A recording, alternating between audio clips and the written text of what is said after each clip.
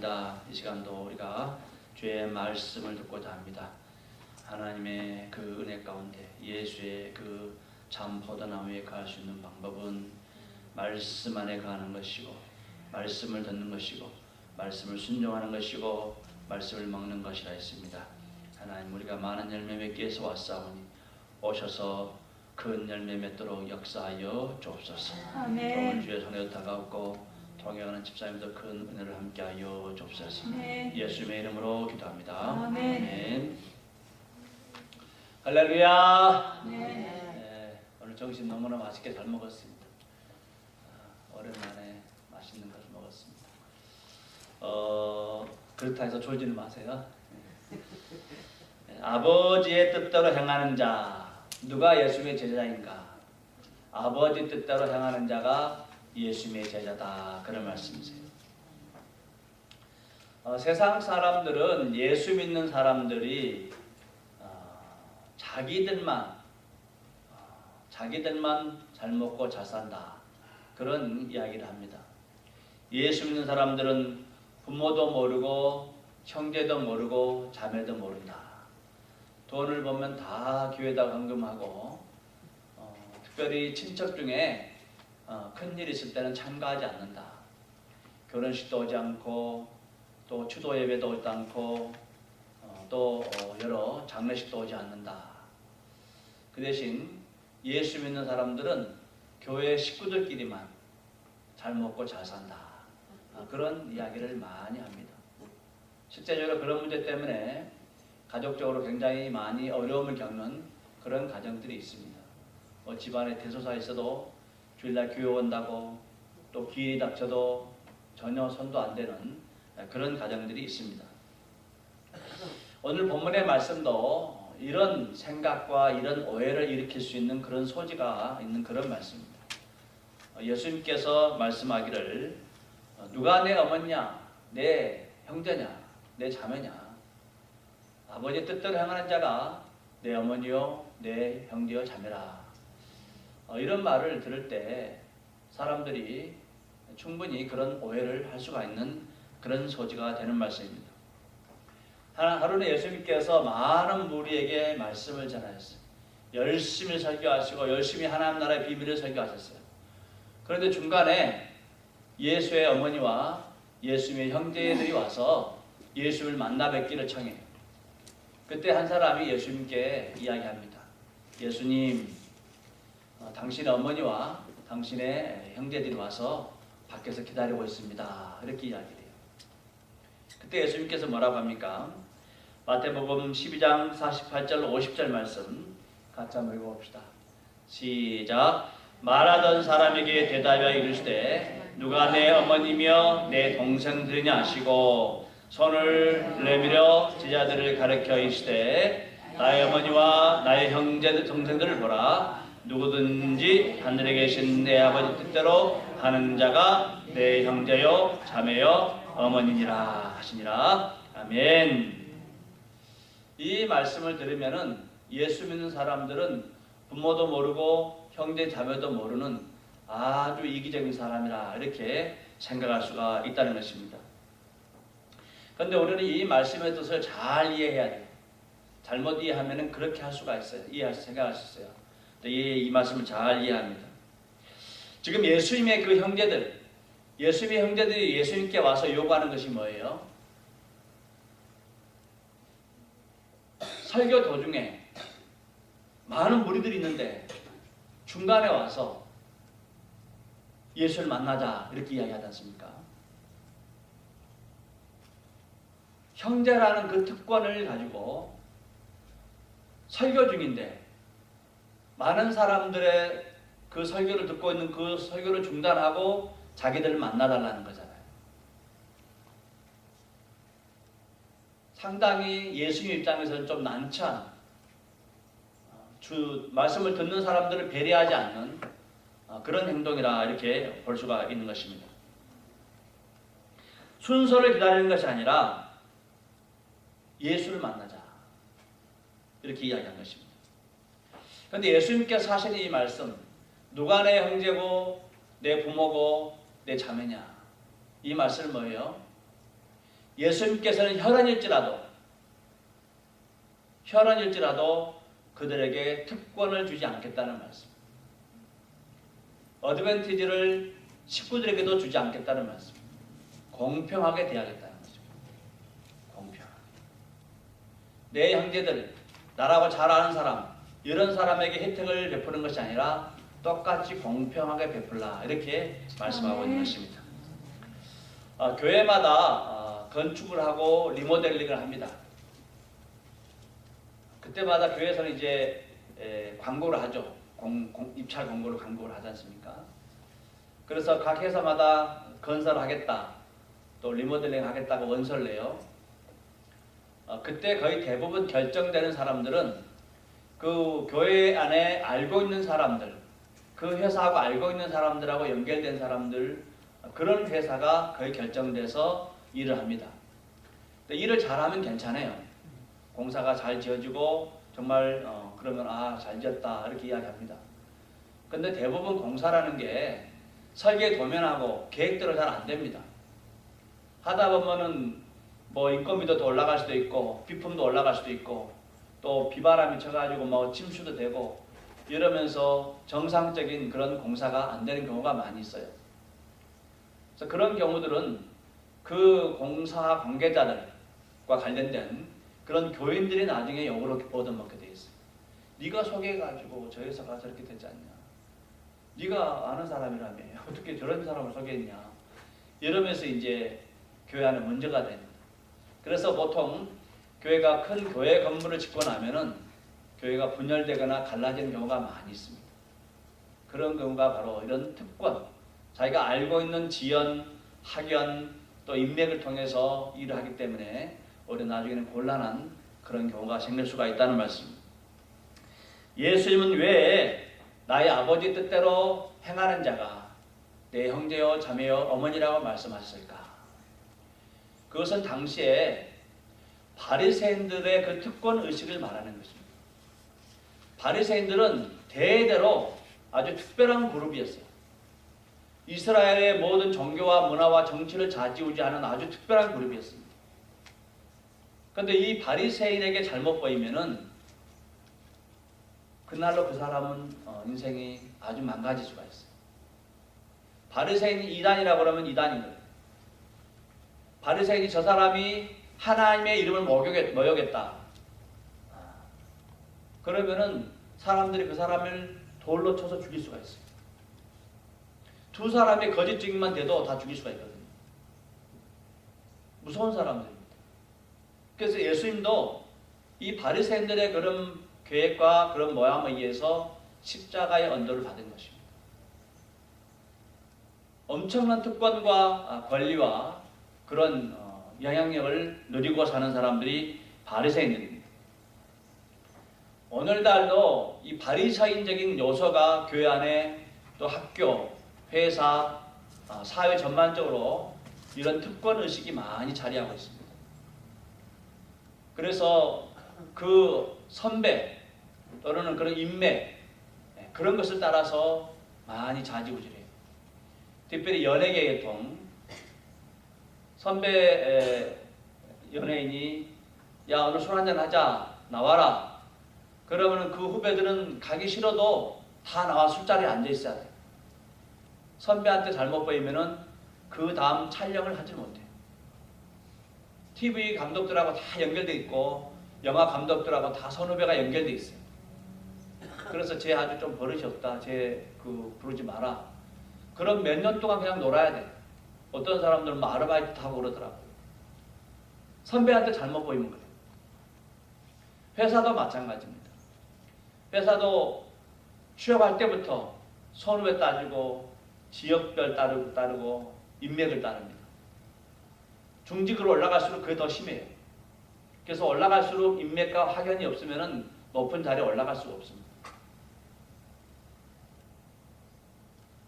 요즘 한국 드라마에 보면 부모가 연예인인 경우들이 많이 있죠. 부모가 연예인이고 부모가 유명한 스포츠 스타예요. 또 유명한 가수고. 근데 그 아이들 얼망졸망한 이제 어린 아이들이 텔레비전에 부모님과 같이 출연을 해요. 물론 뭐 사람들은 재밌게 보고 있죠. 근데 그렇지 않고 부모의 인맥이 없거나 배경이 없는 그런 사람들은 정말 열심히 해도 텔레비전 옆에 그 어시스턴트 그거 하나 자리 차지 못해요. 얼마나 들어가기 힘든지 몰라요. 그만큼 그 세계가 학연과 또 인맥 또 지역별 이게 너무너무 심한 것입니다. 교회도 마찬가지예요. 아버지가 큰 교회 목사면은 그 아들이 그 큰 교회 담임 목사 할 수가 있어요. 다른 유명한 그런 재주가 있는 실력 있는 그런 목사님이 있었음에도 불구하고 아버지가 그 교회 목사고 아들도 목사할 때는 이 아들이 큰 교회 담임 목사 하는 경우들이 많이 있습니다. 그래서 문제가 되기도 해요. 유럽 쪽에서는 안 그런 것 같더라고요. 유럽 쪽에서는 부모가 목사, 할아버지가 그 교회 목사면 아들도 그 교회 목사, 손주도 그 교회 목사 이런 걸 굉장히 프라우드하게 아주 자랑 삼아 이야기하더라고요. 근데 우리나라는 부모가 큰 교회 목사면은 그 아들은 그 교회 가면 안 돼요. 세습, 교회 세습이라 해가지고 대모합니다. 이렇게 교회에 있었습니다. 왜냐? 막강한 부와 권력과 책임이 그 아들에게 그대로 넘어가기 때문에 아들은 그 목사, 그 교회 담임 목사 하면 안 되는 거예요. 제가 속했던 교단에서는 아예 법으로 정해놨어요. 법으로 그 담임 목사, 아빠가 담임 목사면 그 교회 담임 목사 못하도록 법으로 아예 정해놨어요. 그게 사회 무리가 되니까. 그런데 아버지가 시골교회 목사였다.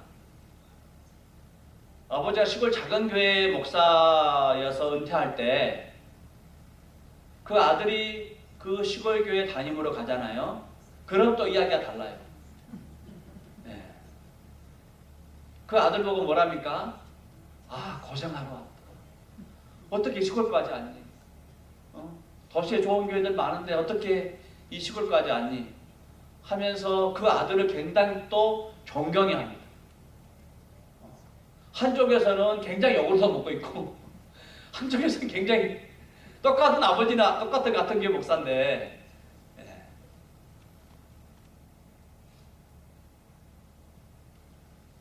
정치인도 마찬가지예요. 아버지가 국회의원이면 아들도 국회의원 될 수가 경우가 많이 있습니다. 왜냐하면 아버지의 그 인맥들 또 아버지가 정치를 했던 그 정치술 특히 협상력들 여야가 대치됐을 때 이걸 풀어나가는 그런 것들은 그 아들이 제일 잘 알아요. 집에서 매일 보기 때문에 집에 찾아와서 이야기하고 풀어나가는 그런 과정을 너무너무 잘 배웁니다. 그래서 사실 정치를 제일 잘할 수 있는 사람들은 아버지가 정치이면 아들도 정치를 잘할 수 있는 구조가 되어 있어요. 그런데 가끔 아들이 정신을 좀 못 차려가지고 뭐 실력을 쌓지 못하거나 이래가지고 정치인이 못 되는 경우가 있어요. 그럴 때는 이제 각 회사나 중요한 정부기관에 낙하산 인사를 보냅니다. 그냥 국회의원이 이야기해가지고 아버지가 이야기해가지고 어느 회사에 취업시키는 거예요. 그걸 낙하산 인사라 패라슈트라고 낙하산처럼 한 자리를 이렇게 떨어뜨리는 거예요. 그럼 같이 일하는 사람들 어때요? 거기 들어오려고 얼마나 공부하고 취업 준비하고 했습니까? 승진도 엄청나게 빨라요. 같이 일하는 사람들이 너무나 억울하고 불만이 많아요. 이런 특권의식. 예수님의 형제들도 굉장한 특권의식이 있었던 것 같아요. 그렇기 때문에 예수님께서 말씀하고 계시는데 설교하고 있는 도중에 형님 잠깐 나와보세요. 제가 이렇게 설교하고 있는 동안에 저 뒤에서 내 동생이 와가지고 동생도 없지만 동생이 와가지고 형 이리 와서 좀 내 말 좀 들어보고 불러놓으면 어떻게 되겠어요 상황이? 그 이상해요. 이 예수님의 형제들이 굉장히 그 특권의식이 있었어요. 왜냐하면 예수님은 당시 아주 유명한 인사였거든요. 오병이의 사건 보면은 5,000명을 먹이는 사건을 보면은 남자만 5,000명이에요. 남자만 5,000명. 지금도 보면은 남자분들은 4분, 저까지 네 사람. 예. 거의 3배 이상의 사람들이 여성들이에요. 예. 처음 가면 다 여성들만 있을 거 아니에요. 얼마나 여성들이 일하고 봉사하고 남자분들이 헬게 많이 해야 돼요.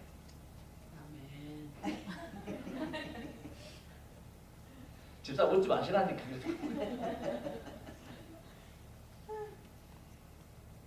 그 5,000명을 남자를 먹이려면은요, 여성분들하고 아이들, 보통 예수님을 좋아했던 무리들이 여성들이 아이들이거든요. 그 2만 명으로 봅니다. 2만 명으로. 20,000. 2만 명의 사람들에게 먹을 걸 준 거예요. 그 어마어마한 기적을 베푼 거죠. 예수님은 당대 아주 우리나라 말하면 아이돌보다 더 유명한 사람이에요. 예수님이 가는 곳마다 사람들이 따라다니고, 아이돌 만지면 병도 안 났잖아요. 근데 예수님 옷자락만 만져도 옷자락도 아니다. 이 술 다는 거 있잖아요. 술. 혈루병 12년 동안 이 술만 만져, 술만. 이 달랑달랑한 거. 이걸 만졌는데 병이 나는 거예요. 그러니까 사람들이 얼마나 예수님을 따라다니겠어요. 그 형제들은 옆에서 얼마나 자랑스럽겠어요. 아, 저분이 내 형제야, 내 형이야. 그러니까 형들과 그 동생들과 자매와 그 친척들이 자부심을 가질만 하잖아요. 그래서 형 보러 왔다고 이야기하는 거죠. 사람들이 제일 이렇게 화가 나는 그런 부분들이 중간에 새치기 하는 거예요. 끼어들 인터셉트 하는 거. 다른 사람들은 다 줄 서가지고 있는데 중간에 이렇게 특권을 이용해가지고 혈연이나 아는 사람이 가서 끼어드는 거. 아주 제일 힘든 부분이 이런 부분입니다. 전에 아주 유명한 식당이 있어서 저희 식구들하고 밥을 먹으려고 그 식당에 간 적이 있습니다. 식당이 유명하다고 해서 제가 먼저 가서 대기표를 받았어요. 웨이팅 티켓을 받았거든요. 그래서 우리 이제 식구들이 출발한다고 그래요. 출발한다고 해서 제가 이제 가서 이야기했죠. 저기 이제 오니까 자리 비어 있으니까 자리 좀 달라고. 그랬더니 안 된대요. 왜 안 되냐? 너 식구들이 다 오면, 너 식구들 다 올 때까지 기다리래요. 아니 저기 자리 많이 있으니까 내가 우리 식구가 올 때까지 그래서 앉아 있으면 될 거 아니냐? 그랬더니 안 된대요. 다른 사람들 보라는 거예요. 다른 사람들. 보니까 다 줄 서 가지고 있어요. 그 팀들, 그 밥 같이 먹으라는 그 팀들이 다 올 때까지 자리 못 앉고 다 기다리고 있어요. 그래서 나중에 식구들이 왔을 때는 이미 자리가 다 쳐버리고 이제 그 끝나야 되잖아, 한 판. 예, 고기 굽는 판이 한 번 끝난 다음에 이제 자리가 나야 3시간 기다려, 3시간. 잔디에 앉아가 3시간 기다렸어요. 와. 근데 그 종업원 대단하더라고요. 아무리 제가 사장해도 소용없어요. 똑같이 공평하게. 막 제가 노릇을 치면서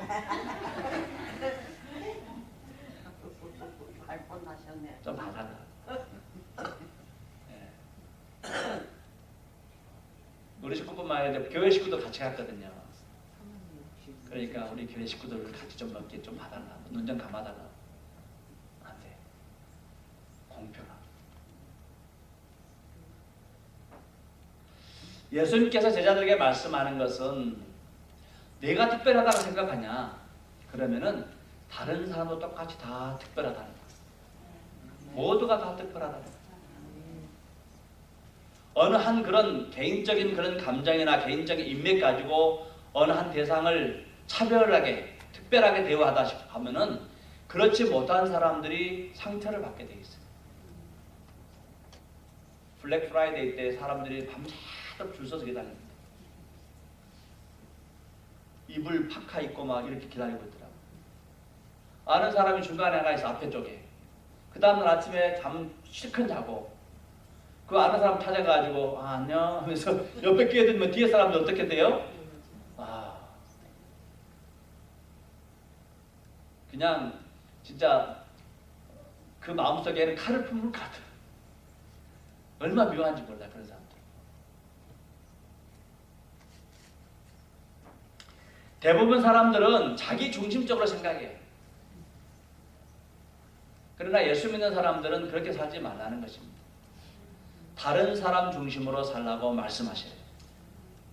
내 자식 만나러 왔는데 새치기 하지 아니하고 끝날 때까지 기다려주는 것.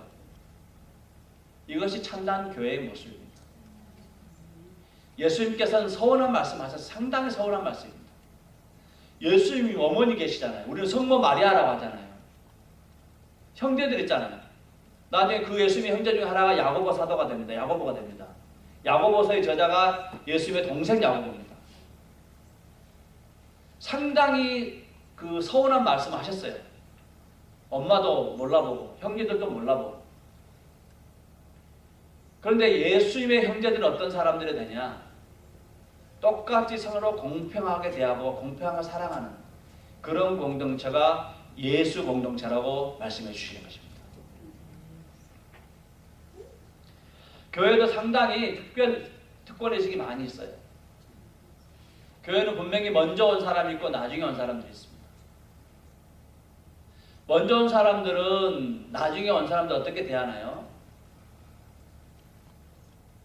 교회 분위기 따마다 좀 다르지만은 좀 먼저 온 사람들이 나중에 온 사람들을 상당히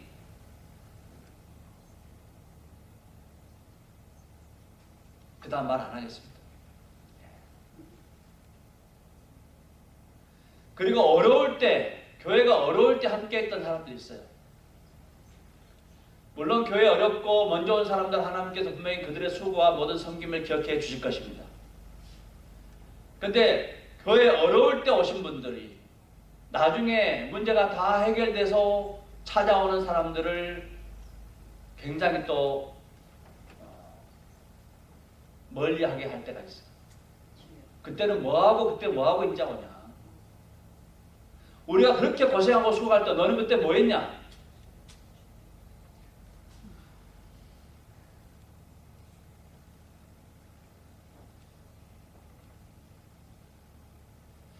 하나님의 교회는 공평한 교회입니다. 아멘. 예수님께서도 부모님이시고 형제들이지만은 아버지 뜻대로 행하는 사람들을 예수님의 어머니요, 예수님의 형제 자매라고 말씀하셨습니다. 하나님의 나라는 공평한 나라입니다. 아멘. 세상에는 많은 종교가 있습니다. 그 중에서 자기가 섬기는 그 신을 향하여 내 아버지라 고백할 수 있는 그런 종교는 없어요. 기독교만이 우리가 섬기는 신을 하나님 아버지라 이렇게 부르는 것입니다. 그래서 이 기독교는 다른 종교보다도 굉장히 효도를 강조를 해요. 효도를. 오늘 예수님께서는 효도를 하지 않는 쪽으로 이야기한 것 같지만은 실제적으로 우리 기독교는 가장 효도를 강조하는 종교 가운데 하나예요. 그래서 사람에게 준 첫 번째 계명이 내 부모를 공경하라. 그렇게 말씀하셨어요.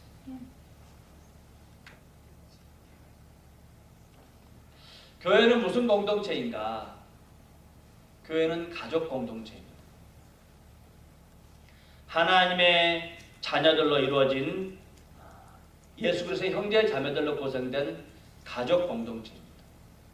서로 사랑하고 서로 이해하고 부모님을 잘 섬기는 가족 공동체입니다. 그래서 예수님께서 십자가 못 박혀 돌아가실 때 어머니를 모시고 사도 요한을 봤어요. 그리고 요한에게 말합니다. 내 어머니다. 사도 요한은 예수님으로부터 마리아를 잘 보살펴달라는 부탁을 받았어요. 그래서 요한이 가는 그 모든 곳마다 마리아를 모시고 다녔어요. 마지막에 사도 요한이 에베소에서 소천했는데 에베소에서 그가 생명을 다할 때까지 마리아를 그곳에 자기 친어머니처럼 섬겼다. 그런 기록이 있습니다. 그만큼 효도를 강조하고 부모님을 사랑하라는 그 종교가 바로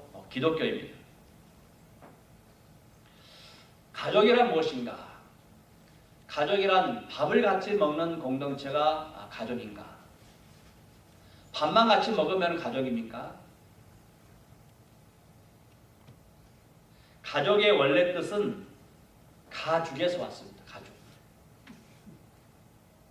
아담과 하와가 범죄를 했어요. 아담과 하와가 죄를 지었을 때 하나님께서 무엇으로 입혀졌습니까? 동물의 가죽을 옷을 만들어서 그들의 부끄러운 수치를 가려줬어요. 하나님께서 그 아담과 하와가 번제했을 때 모른 척 했습니까? 아니에요. 친히 찾아와서 가죽 옷을 지어서 손수 옷을 입혀줬어요. 부끄러운 걸 가려줬어요. 하나님의 공동체, 하나님의 자녀들은 가죽 공동체입니다. 가죽으로 부끄러운 걸 가려주는 공동체. 지난주에 속죄소에서 대해서 말씀을 나눴습니다. 어터먼트 칼로. 속죄소는 Ark of Testimony, 법궤의 커버, 뚜껑 부분을 속죄소라, 어터먼트 커버라 이렇게 말합니다. 그 어터먼트 커버, 이 속죄소를 히브리 말로 카폴레트라 그래요. 카폴레트. 근데 카폴레트 뜻이 덮다 그런 말이에요. 덮어주다. 하나님께서 가죽 옷을 지어가지고 아담과 하와의 부끄러운 것을 덮어줬다, 가려줬다. 그 말이 카폴레트입니다. 거기서 속죄소가 나옵니다. 속죄소에다가 가죽을 찢어가지고 동물을 죽여서 피를 받아서 피를 뿌릴 때 우리의 모든 죄가 사하게 되는 줄로 믿습니다. 예수님께서는 자신의 살가죽을 찢어졌어요. 자신의 살가죽을 찢어가지고 형제들의 부끄러움을 가려준 것이 바로 예수님의 그 속죄 사건입니다. 아버지 앞에 도저히 설 수 없는데 예수님께 자신의 살을 찢어주시고 피를 흘려주셔가지고 그 예수의 옷을 입는 사람들이 아버지 앞에 부끄러움 없이 설 수가 있다는 말씀. 그래서 우리 교회 공동체는 예수의 가죽 공동체가 되는 줄로 믿습니다. 아멘. 예수의 그 살가죽을 다 입고 있어요. 우리의 모든 부끄러운 부분을 다 가려졌어요. 이것이 바로 교회입니다. 그래서 교회는 가죽 공동체가 되는 것입니다. 교회는 손익, 손해와 이익을 따지는 그런 것이 아닙니다. 내가 봉사하고 내가 수고했을 때 이게 나한테 도움이 되고 나한테 손해가 되고 이런 걸 따지는 것이 아닙니다. 누구 결혼식 있어요. 저 결혼식에 내가 참석하면은 저 집이 우리 결혼식 할 때 올까? 그거 계산하고 가면은 그 교회 식구 아닙니다. 내가 저분 장례식에 갔는데 내가 장례식에 참여하면은 저 집이 우리 가정에 무슨 그런 일이 있을 때 찾아올까? 그걸 계산하고 가고 안 가기를 결정하면은 교회 공동체가 아닙니다. 그건 세상 사람들이 하는 거예요. 교회는 이익과 손해를 따져가면서 하는 것이 아닙니다. 교회는 상대방의 가치를 높여주는 거예요. 내가 감으로 저분이 높아지고 내가 감으로 저분이 외로움이 해소되고 내가 감으로 저분이 위로를 받겠다. 그러면은 손해가 되더라도 찾아가는 것이 교회의 성도들입니다. 지금까지 우리 성도들이 그렇게 살아왔어요. 물불을 가리고 않고 그렇게 살아왔어요. 누가 아프면 대신 아픈 것처럼, 누가 힘들어하면 대신 힘들어해주고, 누가 슬퍼하면 대신 같이 슬퍼해주고. 교회는 이 세상에 나 혼자밖에 없어. 아무도 나를 알아주는 사람은 없고 내게 또 아무도 없어. 그렇게 생각하는 사람을 옆에 가서 앉아주는 것이 교회입니다. 하나님의 사랑이 여기 있어 하고 보여주는 것이 바로 교회의 성도들입니다.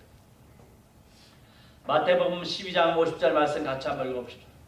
12장 50절 말씀 시작. 누구든지 하늘에 계신 내 아버지의 뜻대로 행하는 자가 내 형제요 자매요 어머니니라. 아멘. 누가 내 형제고 내 아버지 내 누이고 내 어머니냐? 아버지 뜻대로. 아버지 뜻은 무엇입니까? 남의 자식 살리기 위해서 내 아들 죽이는 것이 아버지의 뜻입니다. 죄인 살리기 위해서 의로운 사람 죽이는 것이 아버지의 뜻이에요. 동생들 살리겠다고 장남 죽이는 것이 아버지의 뜻입니다. 세상 부모님들은 장남을 살리기 위해서 동생들을 죽여요. 동생들 안 가르칩니다. 형 가르치기 위해서 동생들 희생시켜요. 가서 공장에서 일하라고 그러고 신문사를 시키고 너네들 미안하다. 형 먼저 가르쳐야 되겠다. 형 가르치기 위해서 형 잘되게 하기 위해서 동생들을 희생시키는 게 세상 부모입니다. 하나님 아버지는 동생들 살리기 위해서 형 죽이는 마다를 죽이는 것이 하나님 아버지의 뜻이라는 거예요. 저와 여러분을 살리기 위해서 마다를 대신 예수 그리스도를 죽이는 것이 하나님 아버지의 뜻입니다. 교회는 새로운 사람 환영하고 새로운 사람 세워주기 위해서 내가 죽어가는 것이 교회입니다. 교회는 상처받은 사람 세워주기 위해서 내가 상처받는 것이 교회입니다. 교회는 상대방 잘 살게 해주려고 내가 가난해진 것이 교회입니다.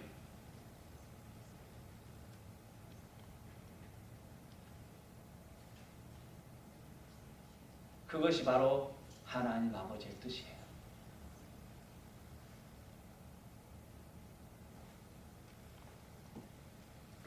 사랑하는 예수님의 형제 자매님들,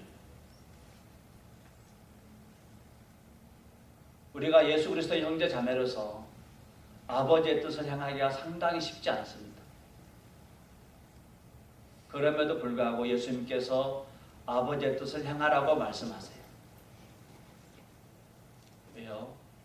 우리도 큰 아들 예수 그리스도 그분의 생명을 통해서 사랑을 받고 생명을 얻었기 때문에 우리도 다른 동생들, 나중에 믿을 사람들 우리도 그렇게 하라는 뜻입니다.